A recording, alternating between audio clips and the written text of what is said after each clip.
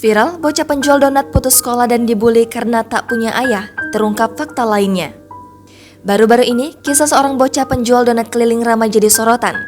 Pasalnya, kisah hidupnya terbilang cukup sedih. Sebab ia harus putus sekolah demi membantu ekonomi keluarganya lantaran sang ayah telah meninggal.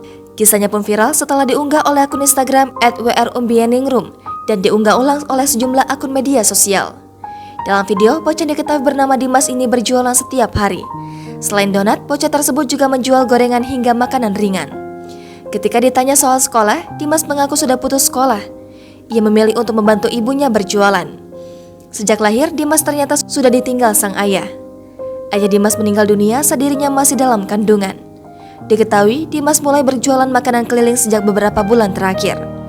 Ia mengaku berjualan atas kehendak sendiri karena ingin membantu ibunya. Lebih lanjut, Dimas bercerita alasan lain mengapa putus sekolah. Ternyata ia kerap dibully teman sebayanya.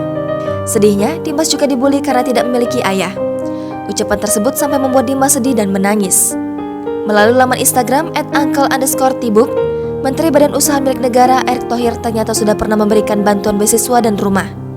Dalam unggahan terbarunya, akun tersebut menjawab soal kebenaran bantuan untuk Dimas.